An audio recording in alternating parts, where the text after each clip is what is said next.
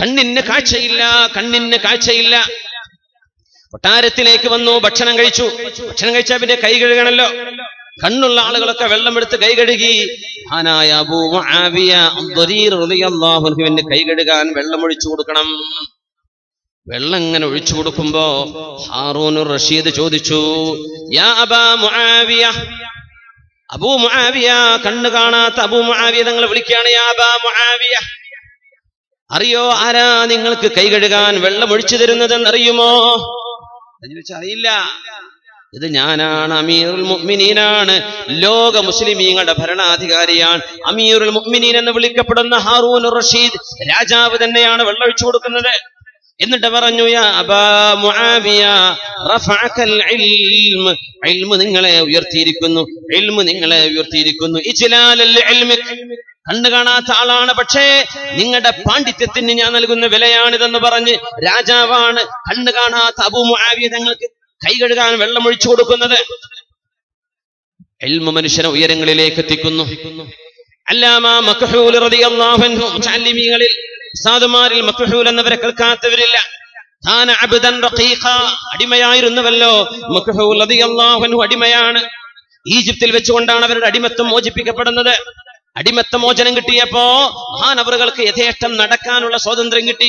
എന്നിട്ട് പറഞ്ഞു, ഈജിപ്തിലുള്ള സർവ്വ പണ്ഡിതന്മാരെയും ഞാൻ കണ്ടു, അവരിൽ നിന്ന് മുഴുവനും ഞാൻ ഇൽമു പഠിച്ചെടുത്തു. ഈജിപ്തിൽ നിന്ന് മുഴുവൻ, കോഴിക്കോടുള്ള മുഴുവൻ, ഈ മഹല്ലിലുള്ള മുഴുവൻ ഇൽമു നമുക്ക് പഠിച്ചെടുക്കാൻ പറ്റുന്നുണ്ടോ? ഈജിപ്തിലെ മുഴുവനും പഠിച്ചു എന്ന് പറഞ്ഞു. അതും നിർത്തിയോ? മക്ഹൂൽ എന്നവരെ നിർത്തിയില്ല. അടിമയായിരുന്നവര് അടിമോചനം കിട്ടിയതിന്റെ ശേഷം പഠനയാത്രയാണ്, പഠിക്കാൻ വേണ്ടി ഇറങ്ങ. വായിച്ച് തളരുമ്പോൾ എഴുതി, അത് തളരുമ്പോൾ പിന്നെയും വായിച്ച്.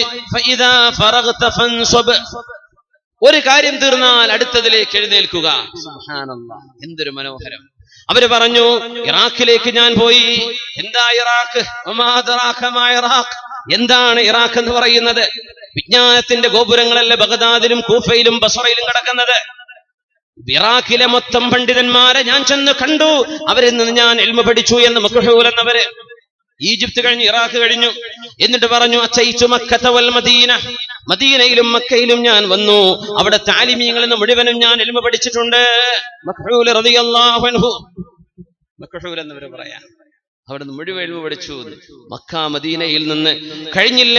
അച്ചൈതു ശാം, അത് മാത്രമേ ബാക്കിയുള്ളൂ.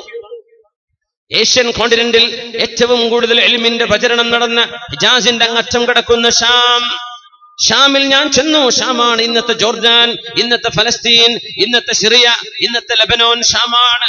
അവിടെ ചെന്ന് മുഴുവൻ പണ്ഡിതരെയും കണ്ട് ഞാൻ ഇൽമു പഠിച്ചിട്ടുണ്ട് എന്ന്.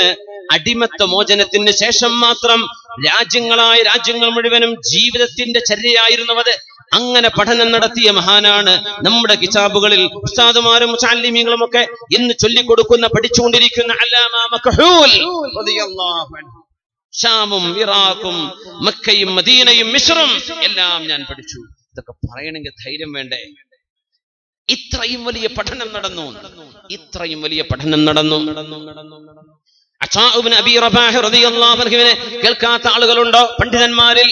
അതാ ഇബ്നു അബീ റബാഹ് റളിയല്ലാഹു അൻഹു കാന അബ്ദൻ ലിനിസാഇ മക്ക, മക്കയിലെ ചില പെണ്ണുങ്ങളുടെ അടിമയായിരുന്നു മഹാനവറുകൾ. സബ്ബത്തുൽ അൻഫ്, മൂക്കൊക്കെ ചപ്പിപ്പോയി, വളരെ വികൃതമായ രൂപമായിരുന്നു. കറുത്ത വർഗക്കാരനാണ്, കാണാൻ തീരെ ഭംഗിയില്ലാത്ത ആളാണ്. കാന അഅ്വറ, ചില തർജുമകളിൽ മഹാനവറുകളെ സംബന്ധിച്ച് പറയുന്നത്, അവരുടെ ബയോഗ്രഫിക്കാണ് അറബിയിൽ തർജുമ എന്ന് പറയാം, നമ്മള് പരിഭാഷ എന്ന് പറയും. പക്ഷേ അവരുടെ ബയോഗ്രഫികളിൽ മഹാനവറുകൾ ഒറ്റക്കണ്ണുള്ള ആളായിരുന്നത്രേ. ഒരു കണ്ണേ ഉള്ളൂ, മൂക്ക് വളരെ ചപ്പിപ്പതിഞ്ഞത്, ശരീരം കറുത്തത്. അടിമയായിരുന്നു മക്കക്കാരുടെ. ആ മഹാനായ പണ്ഡിതനാണ് ലോക മുസ്ലിമീങ്ങൾക്ക് ഫത്വ നടക്കുന്ന. മക്കയിൽ ഒരു ആലിമ് പോലും ഫത്വ കൊടുക്കില്ലായിരുന്നു. മഹാനായ അതാ ഇബ്നു അബീ റബാഹ് എന്നവർ ജീവിച്ചിരിക്കുമ്പോ. എന്തുകൊണ്ട്? അടിമത്തത്തിൽ നിന്ന് മോചനം വിജ്ഞാനത്തിലൂടെയാണ്. നമ്മൾ വിചാരിച്ചു മനുഷ്യന് സ്ഥാനം കിട്ടുന്നത് പൈസയിലൂടെയാണെന്ന്. അതുകൊണ്ടാണ് നമ്മൾ പൈസക്ക് പിന്നാലെ ഓടാൻ തുടങ്ങിയത്, അല്ലേ? അങ്ങനെ മനുഷ്യന്മാർ ചിന്തിക്കുക, പൈസ കൊണ്ടാണ് ജീവിതം എന്നാ ചിന്തിക്കുക. അതിനുവേണ്ടിയാണ് ഓട്ടം. പൈസയുണ്ടാക്കാനാണ് ഓട്ടം. നട്ടോട്ടം ഓടുന്ന നമ്മുടെ നഗരങ്ങളിലൂടെ, റോഡുകളിലൂടെ, വീഥികളിലൂടെ ഓടുന്ന ബസ്സുകളും കാറുകളും വാഹനങ്ങളും ബൈക്കുകളിൽ മുഴുവനും ബഹുഭൂരിപക്ഷം ഓടുന്നത്, ബഹുഭൂരിപക്ഷത്തിന്റെ യാത്രാ ലക്ഷ്യം ഒരു പക്ഷേ പൈസയുണ്ടാക്കലും സമ്പാദിക്കലും മാത്രമായിരിക്കണം. അതല്ലേ നടക്കുന്നത്. വിജ്ഞാനം തേടിയുള്ള യാത്ര എത്രയാ നടക്കുന്നത്? വളരെ കുറച്ച്. ത്യാഗം ചെയ്യാനുള്ള യാത്ര എത്രയാ നടക്കുന്നത്? വളരെ കുറച്ച്. മനുഷ്യൻ വിചാരിച്ചു സ്ഥാനം കിട്ടുന്നത് സമ്പത്തിലൂടെയാണെന്ന്. മഹാനായ ഇബ്നു അബ്ബാസ് റളിയല്ലാഹു അൻഹു പറഞ്ഞു, ഒരു കാലഘട്ടം വന്നിരിക്കുന്നു അല്ലാഹു തആല മഹത്വത്തിന്റെ മാപ്പിനികളായി വെച്ചത്, മഹത്വത്തിന്റെ ക്രൈറ്റീരിയനുകളായി വെച്ചത് മനുഷ്യൻ മാറ്റി എഴുതിയിരിക്കുന്നു.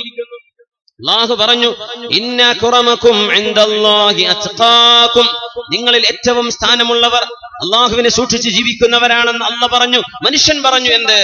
അല്ല, അഅ്ളമുകും ബൈത, നിങ്ങളിൽ വലിയ വീട് വെക്കുന്ന ആളുകളാണ് എന്ന് മനുഷ്യൻ അതിനെ തിരിച്ചെഴുതി എന്ന് അന്ന് പറഞ്ഞു മഹാനായ നബിയുടെ സ്വഹാബി തങ്ങളായ ഇബ്നു അബ്ബാസ് റളിയല്ലാഹു അൻഹു. അങ്ങനെ മാറ്റി എഴുതിയിട്ടുള്ളത്. അല്ലാഹു പറഞ്ഞു, അത്ഖാകും, നിങ്ങളിൽ ഏറ്റവും സ്ഥാനമുള്ളവർ ഇൽമുള്ളവരാണ്, പഠിച്ചവരാണ്, ആലിമീങ്ങളാണ്, മുഅല്ലിമീങ്ങളാണ്, മുതഅല്ലിമീങ്ങളാണ്. അല്ലാഹുവിന് വേണ്ടി ജീവിക്കുന്ന ഉലമാ ഉൽ ആഖിറ, പൈസക്ക് വേണ്ടി ജീവിക്കുന്ന ഉലമാ ഉദ് ദുനിയയല്ല, ഉലമാ ഉൽ ആഖിറ. അവരാണ് നിങ്ങളുടെ മുമ്പിൽ ഏറ്റവും സ്ഥാനമുള്ളവർ, അവരാണ് നിങ്ങളുടെ മുമ്പിൽ ഏറ്റവും സ്ഥാനമുള്ളവര്. ഇത് പറഞ്ഞ് അത് മനസ്സിലാവാത്തത് കൊണ്ടാണ് നമ്മൾ മാറ്റി ചിന്തിച്ചു തുടങ്ങിയത്. അങ്ങനെയാണ് സമ്പത്തിന്റെ പിന്നാലെ ഓടിയത്, മാതാപിതാക്കളോട് പിണങ്ങിയത്, ജ്യേഷ്ഠത്തിയോട് അനിയത്തിയോട്, ജ്യേഷ്ഠനോട് അനുജനോട് ജീവിതകാലം മുഴുവനും മിണ്ടാതെ മുഖം കറുപ്പിച്ച് സലാം പോലും മടക്കാതെ നടന്നത് എന്തിന്റെ പേരിൽ? 2 സെന്റ് ഭൂമി കയ്യിൽ കിട്ടാത്തതിന്റെ പേരിൽ അല്ലേ? അങ്ങനെയല്ലേ കുടുംബ ബന്ധങ്ങൾ ശിഥിലമായത്, എളാപ്പയും മൂച്ചാപ്പയും മിണ്ടാതായത്, അമ്മാവന്മാരോട് എളാമ മൂച്ചമ്മമാരോട് മിണ്ടാതായത് സമ്പത്തിന്റെ പേരിലല്ലേ? എന്ത് വിചാരിച്ചു? ഇത് കിട്ടിയാൽ എനിക്കെന്തോ സ്ഥാനം കിട്ടുന്നു. ഇത്ര മുതലാളിമാർ ലോകത്ത് കഴിഞ്ഞുപോയി. ആരെങ്കിലും ഓർക്കുന്നുണ്ടോ അവരെ? ആൾക്കാര് കഴിഞ്ഞുപോയി. ജനങ്ങൾക്ക് നന്മ ചെയ്ത മുതലാളിമാരെ ഓർക്കും. അവരവരുടെ കുടുംബം കുറെ സമ്പാദിച്ചു, അതുകൊണ്ടൊക്കെ എന്ത് മെച്ചുണ്ടായി? മരിച്ചാലെങ്കിലും മനുഷ്യന്മാര് പറയും അല്ലേ?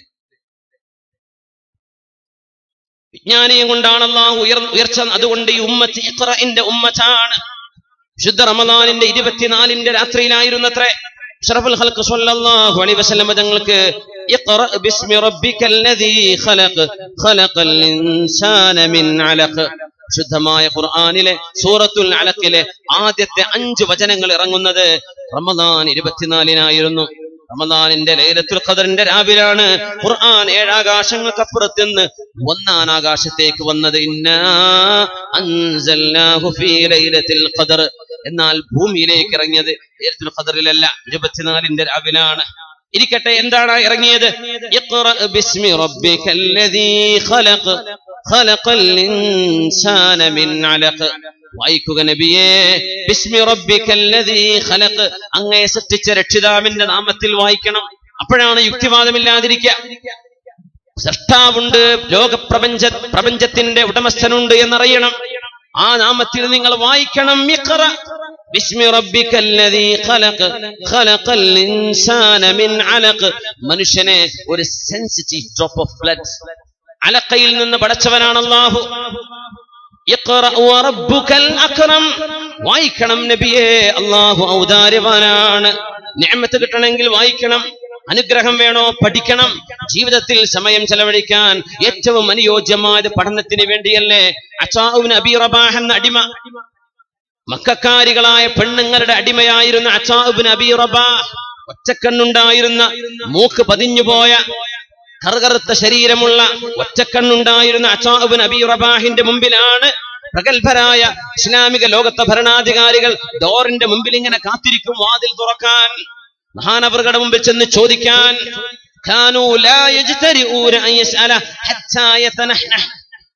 തൊണ്ട കൊണ്ട് എന്ന് തൊണ്ട അനക്കിയാലല്ലാതെ അത്വാതങ്ങളോട് ചോദ്യം ചോദിക്കാൻ ആരും ധൈര്യപ്പെടുമായിരുന്നില്ല എന്ന് പറഞ്ഞാൽ മഹാനവറുകളുടെ ഹൈബത്തൻ ലഹു വ ഇജ്ലാല, ബഹുമാനം കൊണ്ടേ. തൊണ്ട അനക്കുമ്പോൾ അതിന്റെ അർത്ഥം ചോദിച്ചോളൂ, മറുപടി തരാം. അല്ലെങ്കിൽ അവർ ചിന്തയിലായിരിക്കും, ആലോചനയിലാണ്, പഠനത്തിലാണ്. തൊണ്ടനക്കി കഴിഞ്ഞാൽ ചോദിക്കാനുള്ള സമയമാണ്. അങ്ങനെ അവർ മനസ്സിലാക്കിയിരുന്നു. അങ്ങനെ മഹാനായ ഹാറൂൻ റഷീദ് എന്ന ഭരണാധികാരി, അദ്ദേഹം റിഖയിലേക്ക് വന്നു. റിഖയിലേക്ക് വന്നപ്പോഴാണ് ഒരുപാട് ആളുകളുണ്ട്, കൂടെ പോലീസുകാരുണ്ട്, പാറാവുകാരുണ്ട്.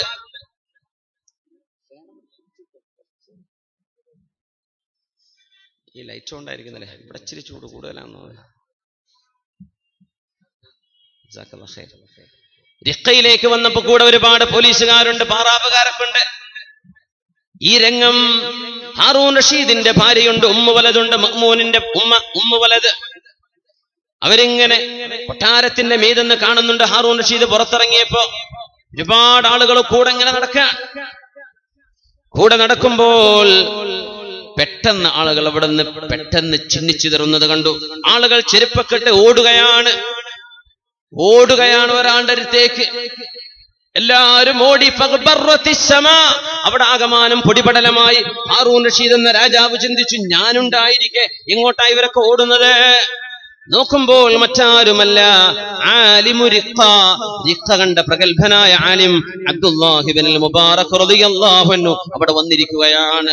ആ മഹാനവരുടെ കൈപിടിച്ചു മുത്താൻ, ആ മഹാനവരുടെ കൂടെ നിന്ന് മഹാനവകളിൽ നിന്ന് പുണ്യം വാങ്ങിക്കാൻ വേണ്ടി മുഴുവൻ ആളുകളും ഓടിയപ്പോഴാണ് ഹാറൂൻ റഷീദിന്റെ ഭാര്യ പറഞ്ഞത്, വല്ലാഹി ഹാദൽ മുൽക്ക് വമഅ്മൂൻ അമീറുൽ മുഅ്മിനീന ബിശ്ശുറതി വൽ അശശ്.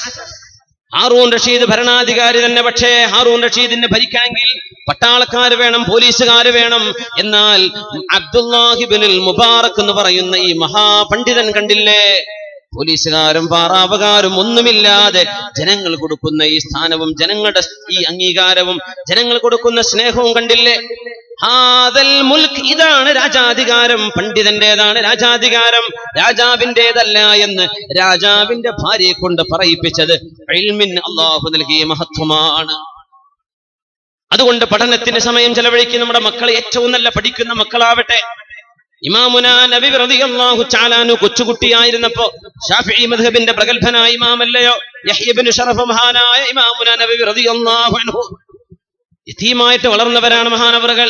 ചെറിയ കുട്ടിയായിരുന്നപ്പോ ഉലമാഇന്റെ അരികത്ത് ചെന്ന് പഠിക്കും. വാപ്പ ജീവിച്ചിരിപ്പുള്ള കാലത്ത് വാപ്പയുടെ നിർബന്ധമായിരുന്നു കടയിലേക്ക് വരണമെന്ന്.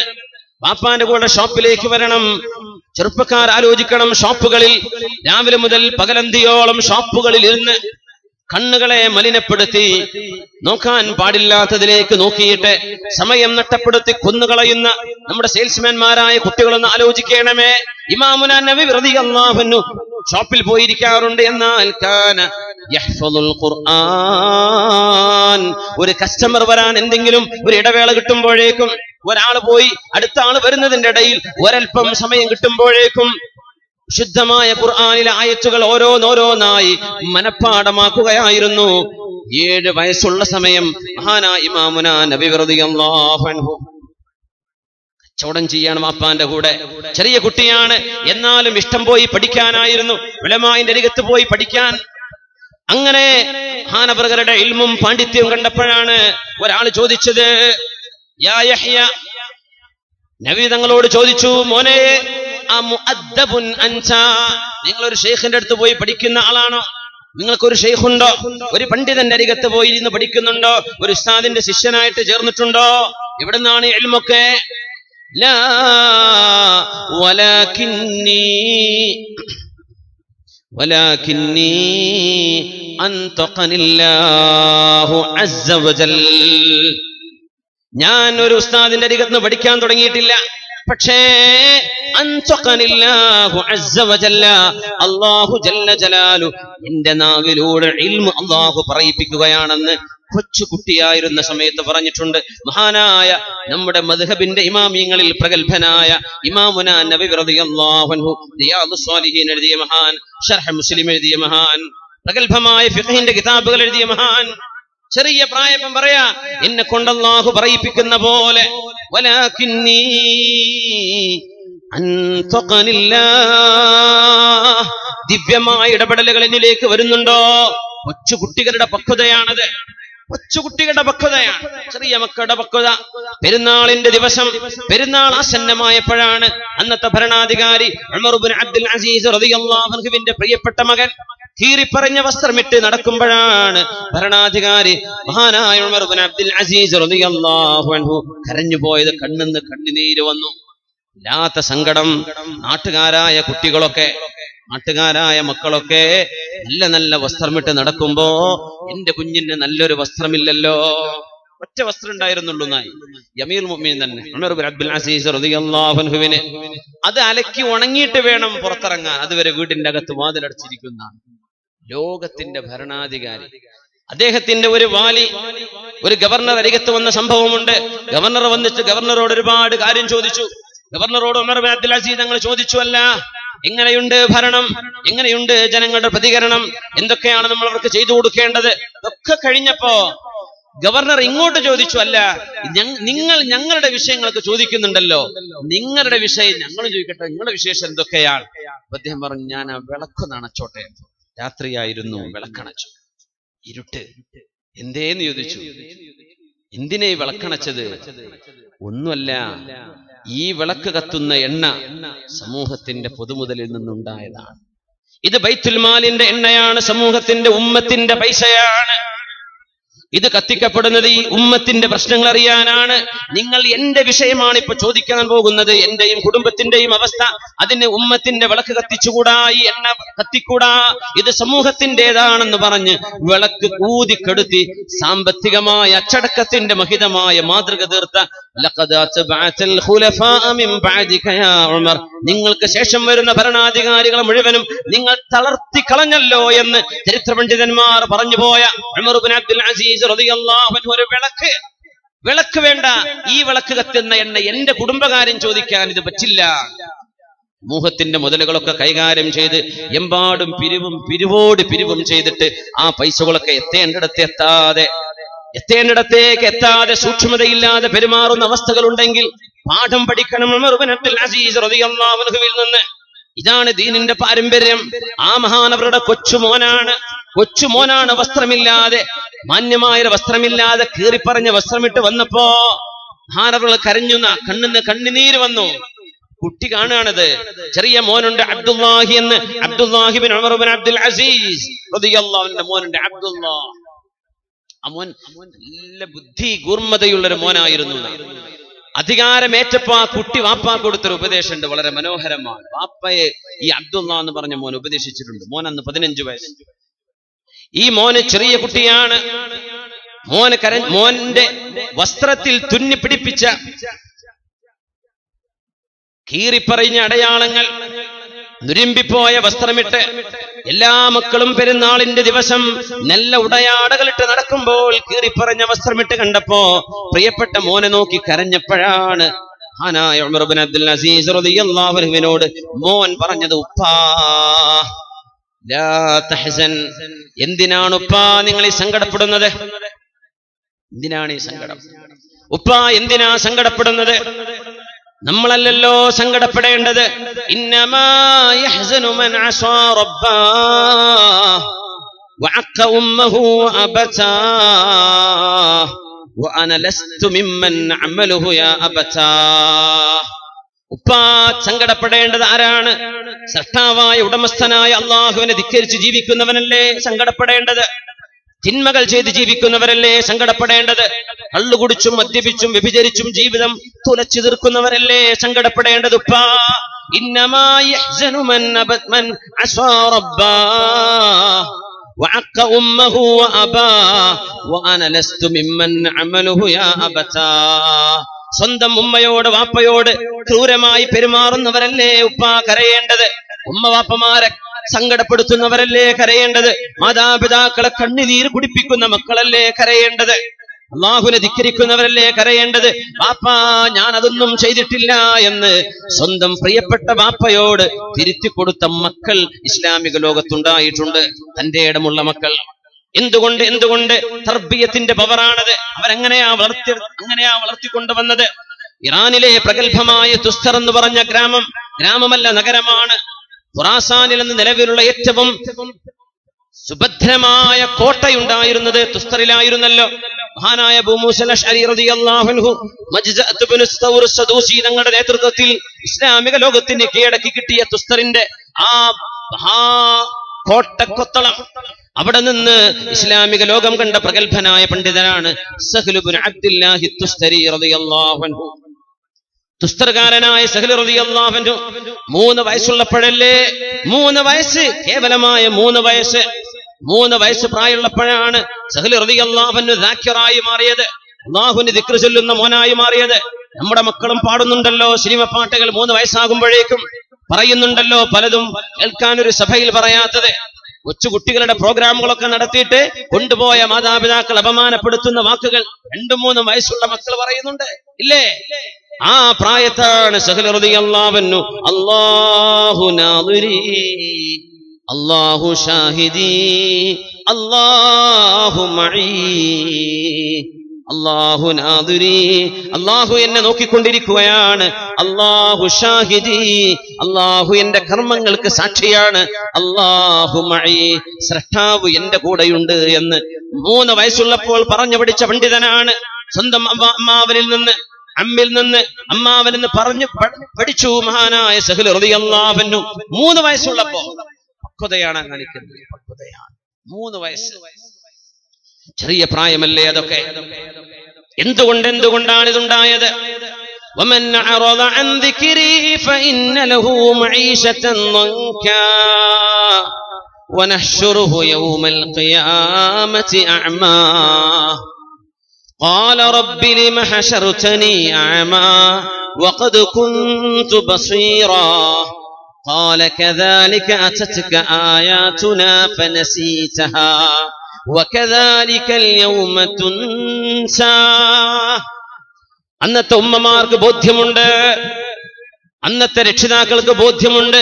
ശുദ്ധ ഖുർആനിന്റെ ഈ വചനം വമൻ അഅറദ അൻ ദിക്രി ഫഇന്ന ലഹു മഈശതൻ ദൻകാ, അല്ലാഹുവിനെ ഓർമ്മയില്ലാതെ ജീവിക്കുന്നവരുടെ ജീവിതം സങ്കുചിതമാണ്, മനസ്സമാധാനമില്ല.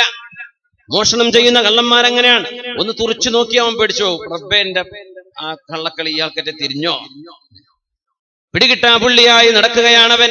ആരെങ്കിലും ഒന്ന് നോട്ടം വെച്ചെന്ന് നോക്കിയാൽ തന്നെ അവൻ വിറക്കാൻ തുടങ്ങി. തിന്മ ചെയ്തവൻ വിറക്കേണ്ടി വരും, തിന്മ ചെയ്തവൻ പേടിക്കേണ്ടി വരും. തിന്മ ചെയ്യുന്നവർക്ക് മനസ്സമാധാനമില്ല, അല്ലാഹു കൊടുക്കുന്നില്ല. അതാണ് അത്ഭുതം. തിന്മ ചെയ്തവർ ആലോചിച്ചു നോക്കട്ടെ. വ്യഭിചാരവും കള്ളുകുടിയും ഒക്കെ നടത്തിക്കുന്നവർ, തിന്മ ചെയ്തവർ, അക്രമം അഴിച്ചുവിട്ടവർ, എറിഞ്ഞു പൊളിച്ചവർ, തകർത്തു കളഞ്ഞവർ, സമൂഹത്തിന് ദോഷം ചെയ്തവർ, ഈ സമൂഹത്തിന് ഭാരമേൽപ്പിച്ചവർ. ഒന്ന് ആലോചിച്ചു, എത്ര ആനന്ദമാണ് നിങ്ങൾക്ക് കിട്ടിയത്? ഏതാനും സെക്കൻഡുകളോ മിനിറ്റുകളോ കിട്ടിയ ആനന്ദം, അതിൽ പിന്നെ സങ്കടമല്ലാതെ മറ്റെന്താ ബാക്കി വെച്ചത്? ലാ ഖൈറ ഫീ ലദ്ദത്തിൻ മിൻ ബഅദിഹാ അന്നാറു تفنى اللذاذة من نال صفوتها من الحرام ويبقى العار والإثم. പാപങ്ങളിൽ നിന്ന് മനസ്സമാധാനം നഷ്ടപ്പെടുകയാണ്, സമാധാനം അല്ലാഹു എടുത്തു കളയുകയാണ്, ഇല്ലാതാക്കുകയാണ്. അതുകൊണ്ടാണ് വമൻ അറദ അൻ ദിക്രി ഫഇന്ന ലഹു മഈശതൻ ദൻകാ, എന്നെ ഓർക്കാതെ ജീവിക്കുന്നവർക്ക് സങ്കുചിതമായ ജീവിതമാണ് ഇവിടെ ഉണ്ടാവുക. സങ്കുചിതം, സമാധാനം ഉണ്ടാവും.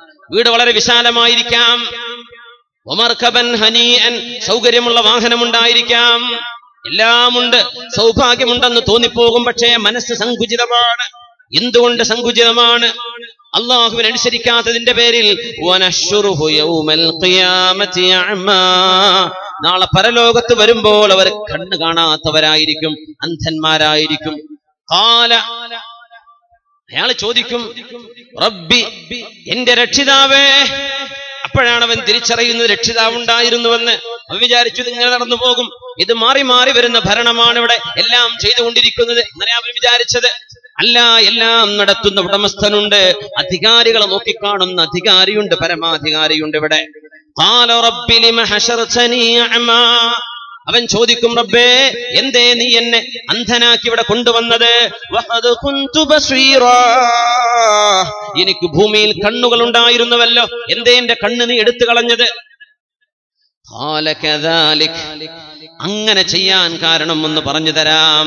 അസതക ആയാതുനാ ഫനസീതഹാ, എന്റെ ദൃഷ്ടാന്തങ്ങൾ വിശുദ്ധ ഖുർആനിലൂടെ, പണ്ഡിതന്മാരുടെ ജിഹ്വയിലൂടെ, ദാഇകളിലൂടെ, പ്രബോധകന്മാരിലൂടെ നീ കേട്ടപ്പോ അറിഞ്ഞപ്പോ ഫനസീതഹാ, നീ അതൊക്കെ കേൾക്കാത്ത പോലെ നടന്നില്ല. ഇതൊന്നും എന്നോടല്ല പറയുന്നത്, ഇത് ആരോടൊക്കെയോ ആണ്, എന്നോടല്ല എന്ന് നിനക്ക് തോന്നിയില്ലേ? ഫനസീതഹാ, നീ അത് എന്നെ നീ ഭൂമി ലോകത്ത് മറന്നു കളഞ്ഞില്ലേ? വകദാലികൽ യൗമ തുൻസാ, നിന്നെ ഇവിടെ മറപ്പിക്കപ്പെടുകയാണ്. നിന്റെ കാര്യം ചോദിക്കണ്ട, നീ അന്ധനായിട്ടാണ് ഇവിടെ വരുന്നത്. അവിടെ നീ എന്റെ ദൃഷ്ടാന്തങ്ങൾ കണ്ടപ്പോ കണ്ണ് ചിമ്മിയില്ലേ? എനിക്കിവിടെ കണ്ണുപോലും ഇല്ല എന്ന് അള്ളാഹു അവരോട് പറയുമെന്ന് പരിശുദ്ധമായ ഖുർആൻ. അല്ലാഹു തആല ആനന്ദകരമായ ജീവിതം നമുക്ക് തരട്ടെ, ആശ്വാസമുള്ള ജീവിതം നമുക്ക് തരട്ടെ. വിജയം എന്ന് സആദത്ത് എന്ന് പറയുന്ന അവിടെയാണ് പരമമായ വിജയം, എല്ലാറ്റിലുമുള്ള വിജയം, അള്ളാഹുവിന്റെ മുമ്പിലേക്ക് ചെല്ലുമ്പോൾ കിട്ടുന്ന വിജയം. ദുനിയാവിലും പരലോകത്തും അവന്റെ അനുസരണയിലല്ലാതെ മറ്റൊന്നുമല്ല. അത് തിരിച്ചറിഞ്ഞപ്പോഴാണ് മഹാനായ ബിലാൽ ഇബ്നു റബാഹ് റളിയല്ലാഹു അൻഹു ജീവിതത്തിന്റെ അവസാന യാമങ്ങൾ ഇവിടെ പറയുമ്പോൾ, വാ ബിലാല, ബിലാൽ എന്നവരെ, വാ ഫിറാഖ വാ ഹുസ്ന, സങ്കടമേ വേർപാടേ എന്ന് ബിലാൽ റളിയല്ലാഹു അൻഹുവിന്റെ പ്രിയപ്പെട്ട ഭാര്യ പൊട്ടിക്കരഞ്ഞപ്പോഴാണ് വാ തുറബാ, ജീവിതത്തോട് വിട പറയുമ്പോ ആനന്ദമേ ആനന്ദമേ ആനന്ദമേ. ഗദൻ അൽഖൽ അഹിബ്ബ മുഹമ്മദൻ വസ്വഹ്ബാ, നാളെയാണല്ലോ പ്രിയപ്പെട്ടവരെ ഞാൻ കണ്ടുമുട്ടാൻ പോകുന്നത്. മുഹമ്മദൻ വസഹ്ബ, മുഹമ്മദ് നബിയെയും അവിടുത്തെ അനുയായികളെയും നാളെയാണല്ലോ ഞാൻ കണ്ടുമുട്ടുന്നത്. ഇന്ന് മരിച്ചാൽ നാളെ ഞാൻ അവരെ കാണുകയായതുകൊണ്ട് ആനന്ദമേ ആനന്ദമേ എന്ന് പറഞ്ഞ് മരണം പുൽകിയത് ജീവിതത്തിന്റെ ഏറ്റവും വലിയ ആനന്ദം കിട്ടിയപ്പോഴാണ്. ബിലാൽ ഇബ്നു റബാഹ് റളിയല്ലാഹു അൻഹു കഷ്ടപ്പാട് സഹിച്ചില്ലേ, അഹദ് അഹദ് എന്ന് പറഞ്ഞില്ലേ, ചുട്ടുപൊള്ളുന്ന മണലിൽ അവരെ മനസ്സിൽ കിടത്തിയില്ലേ, എന്നിട്ടും ആനന്ദം എന്ന സആദത്തുൽ അബദിയ്യ, ദ ഇറ്റേണൽ ഹാപ്പിനെസ്, എന്നെന്നും നിലനിൽക്കുന്ന എന്നെന്നും നിലനിൽക്കുന്ന എന്നെന്നും നിലനിൽക്കുന്ന ആനന്ദം ലോകത്ത് നിന്ന് തന്നെ വാരിക്കൊണ്ടുപോയ മഹാനായ ബിലാൽ ഇബ്നു റബാഹ് റളിയല്ലാഹു തആല അൻഹു, അല്ലാഹു നമുക്ക് ആ ആനന്ദം നൽകട്ടെ. യാ അയ്യുഹല്ലദീന ആമനു തഖുല്ലാഹ് വൽതൻദുർ നഫ്സും മാ ഖദ്ദമത് ലിഗദ് വത്തഖുല്ലാഹ് ഇന്നല്ലാഹ ഖബീറും ബിമാ തഅമലൂൻ. ജനങ്ങളെ, സത്യവിശ്വാസികളെ, ഇത്തഖുല്ലാഹ, ജീവിക്കുന്ന കാലം അല്ലാഹുവിനെ സൂക്ഷിച്ച് ജീവിച്ചോളൂ. അല്ലാഹുവേ, അല്ലാഹുമ്മ റസുഖ്നാ തഖ്വാ ഫിസ്സിർരി വൽ ഇലൻ, രഹസ്യവും പരസ്യവുമായുള്ള ജീവിതത്തിൽ, സ്വകാര്യതയിലും ആൾക്കൂട്ടത്തിനിടയിലാകുമ്പോഴും നിന്നെ സൂക്ഷിച്ച് ജീവിക്കാനുള്ള തൗഫീഖ് നൽകണേ തമ്പുരാനെ. അല്ലദീന ആമനൂ വതത്മഇന്നു ഖുലൂബുഹും ബിദിക്രില്ലാഹ് അലാ ബിദിക്രില്ലാഹി തത്മഇന്നുൽ ഖുലൂബ്. സത്യവിശ്വാസികളായ ആളുകൾക്ക് അല്ലാഹുവിനെ പറ്റി പറയുമ്പോൾ മനസ്സിന് സമാധാനം വരുന്നുണ്ട്. ഇത് ഈമാനിന്റെ അടയാളമാണ്. അല്ലദീന ആമനൂ വതത്മഇന്നു ഖുലൂബുഹും ബിദിക്രില്ലാഹ്. സത്യവിശ്വാസികൾക്ക് സ്രഷ്ടാവിനെ പറ്റി പറയുമ്പോൾ മനസ്സമാധാനം വരും. ഒരു സ്രഷ്ടാവുണ്ട് എന്ന് അവർ തിരിച്ചറിഞ്ഞവന്റെ മുമ്പിൽ വണങ്ങുമ്പോൾ മനസ്സമാധാനം വരുന്നുണ്ട്. അലാ, അറിയണമേ, ബിദിക്രില്ലാഹി തത്മഇന്നുൽ ഖുലൂബ്. ആഭാസങ്ങളിലല്ല, മനുഷ്യൻ കണ്ടെത്തുന്ന ആനന്ദങ്ങളിലല്ല. ആരാണ് നമ്മെ സൃഷ്ടിച്ചു വിട്ടത്? ആ സ്രഷ്ടാവിന്റെ ജീവിത പന്ഥാവ് ജീവിതത്തിലേക്ക് കൊണ്ടുവന്ന് ലക്ഷ്യബോധത്തോടുകൂടെ ജീവിക്കുമ്പോഴാണ്, ദൈവസ്മരണയിൽ ജീവിക്കുമ്പോഴാണ് മനുഷ്യന് സമാധാനമുള്ളൂ എന്ന് പരിശുദ്ധമായ ഖുർആൻ. അലാ ബിദിക്രില്ലാഹി തത്മഇന്നുൽ ഖുലൂബ്. തിന്മ ചെയ്തവർക്ക് സമാധാനം അല്ലാഹു എടുത്തു കളയുന്നു. വ്യഭിചാരം ചെയ്ത് വ്യഭിചരിക്കുന്ന പെണ്ണിന്റെ കൂടെ കഴിഞ്ഞ് കുറെ മാസങ്ങൾ അവിടെ കൂടെ കഴിഞ്ഞപ്പോഴാണ് തനിക്ക് എയ്ഡ്സ് രോഗമുണ്ട് എന്ന് തിരിച്ചറിയുന്നത്. ശരീരത്തിന്റെ നിറം മാറാൻ തുടങ്ങി. ഹോസ്പിറ്റലിലേക്ക് പോകാൻ ആദ്യമൊക്കെ മടിച്ച് അവസാനം എഴുന്നേൽക്കാൻ പോലും കഴിയാത്ത വിധം പ്രതിരോധ ശേഷി നഷ്ടപ്പെട്ട് തളർന്നപ്പോ ഡോക്ടറുടെ മുമ്പിലേക്ക് ചെല്ലുന്നു.